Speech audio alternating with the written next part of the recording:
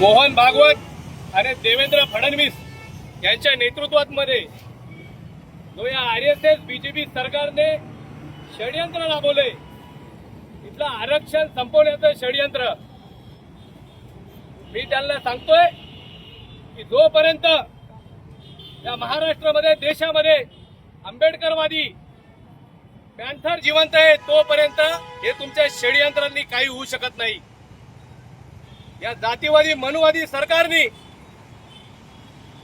जे उपवर्गीकरणाचा निर्णय चालू केला या महाराष्ट्रामध्ये, जातीमध्ये भांडण लावायचा जो कट रचला, या कटाला आम्ही आरक्षण बचाव यात्रेच्या माध्यमातून समग्र महाराष्ट्रामध्ये गावखेड्यामध्ये जात आहे आणि तिथल्या समग्र आपल्या समाज बांधवांना सांगतोय की या ठिकाणी या बीजेपी आरएसएस याच्या षडयंत्राला बळी पडू नका। जे आम्ही भावासारखे नांदतोय, आमच्या ताटाचे तुकडे करू नका।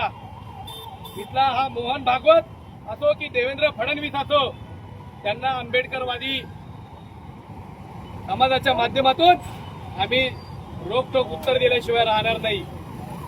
आणि परत एकदा देवेंद्र फडणवीसांना इथून गर्भित इशारा देतो की तुम्ही कितीही आमच्यावर बिलोलीमध्ये गुन्हे दाखल केले, जिल्हाध्यक्ष असो तालुका अध्यक्ष असो, तुम्ही कितीही गुन्हे दाखल करण्याचा प्रयत्न केला तरी ही यात्रा समग्र महाराष्ट्रामध्ये अशीच चालू राहील।